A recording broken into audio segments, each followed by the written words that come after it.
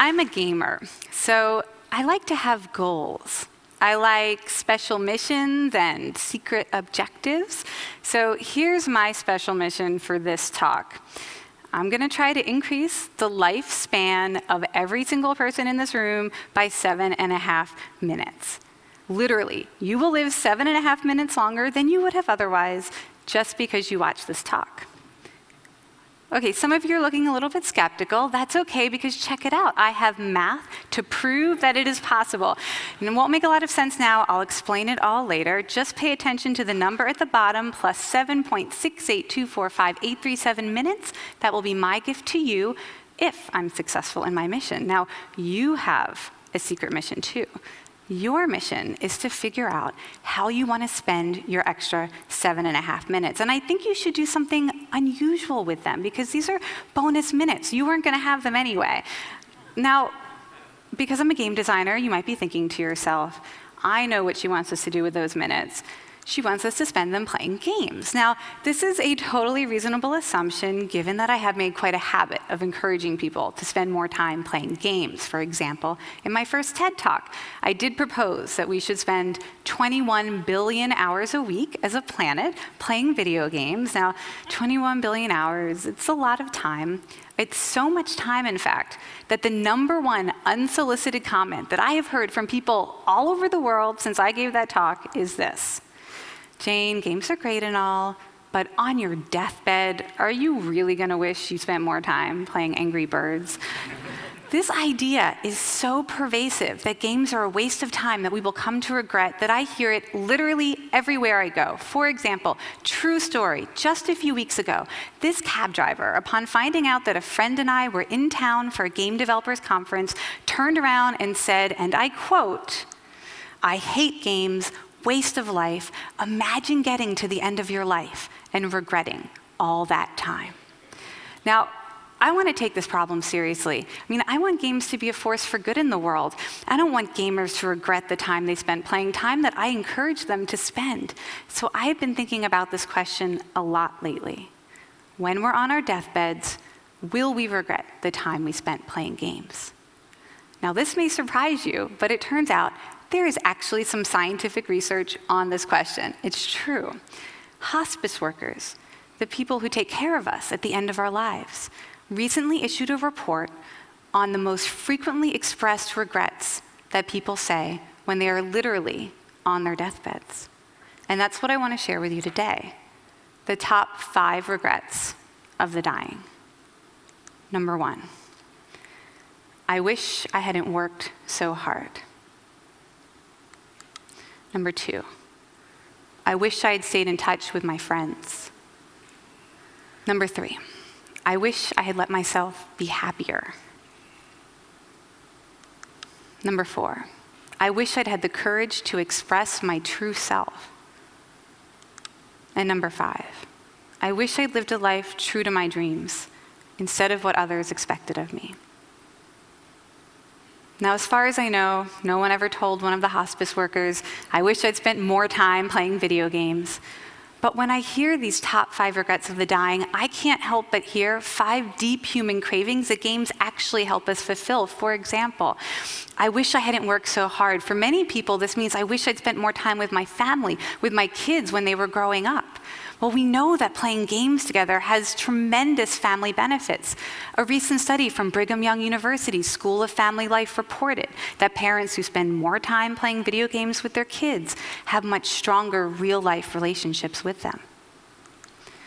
I wish I'd stay in touch with my friends.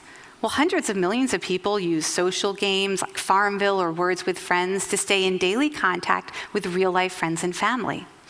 A recent study from Michigan University showed that these games are incredibly powerful relationship management tools. They help us stay connected with people in our social network that we would otherwise grow distant from if we weren't playing games together. I wish I'd let myself be happier. Well, here I can't help but think of the groundbreaking clinical trials recently conducted at East Carolina University that showed that online games can outperform pharmaceuticals for treating clinical anxiety and depression. Just 30 minutes of online gameplay a day was enough to create dramatic boosts in mood and long-term increases in happiness. I wish I'd had the courage to express my true self. Well, avatars are a way to express our true selves, our most heroic, idealized version of who we might become. You can see that in this alter ego portrait by Robbie Cooper of a gamer with his avatar. And Stanford University has been doing research for 5 years now to document how playing a game with an idealized avatar changes how we think and act in real life, making us more courageous, more ambitious, more committed to our goals. I wish I'd led a life true to my dreams and not what others expected of me. Are games doing this yet? I'm not sure, so I've left a question mark, a Super Mario question mark. We're going to come back to this one. But in the meantime, perhaps you're wondering, who is this game designer to be talking to us about deathbed regrets? I mean, it's true, I've never worked in a hospice. I've never been on my deathbed. But recently, I did spend 3 months in bed wanting to die. Really wanting to die. Well, let me tell you that story. It started 2 years ago when I hit my head and got a concussion. Now, the concussion didn't heal properly, and after 30 days, I was left with symptoms like nonstop headaches, nausea, vertigo, memory loss, mental fog. My doctor told me that in order to heal my brain, I had to rest it. So I had to avoid everything that triggered my symptoms. For me, that meant no reading, no writing, no video games, no work or email, no running, no alcohol, no caffeine. In other words, and I think you see where this is going, no reason to live. Of course, it's meant to be funny, but in all seriousness, suicidal ideation is quite common with traumatic brain injuries. It happens to 1 in 3, and it happened to me. My brain started telling me, Jane, you want to die. It said, you're never going to get better. It said, the pain will never end. And these voices became so persistent and so persuasive that I started to legitimately fear for my life. Which is the time that I said to myself, after 34 days, and I will never forget this moment, I said, I am either going to kill myself or I'm going to turn this into a game. Now, why a game? Well, I knew from researching the psychology of games for more than a decade that when we play a game, and this is in the scientific literature, we tackle tough challenges with more creativity, more determination, more optimism, and we're more likely to reach out to others for help. And I wanted to bring these gamer traits to my real-life challenge. So I created a role-playing recovery game called Jane the Concussion Slayer.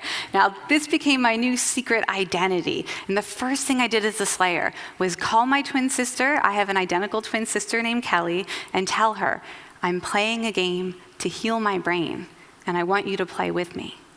This was an easier way to ask for help. She became my first ally in the game. My husband, Kiash, joined next. And together, we identified and battled the bad guys. Now, this was anything that could trigger my symptoms and therefore slow down the healing process, things like bright lights and crowded spaces. We also collected and activated power-ups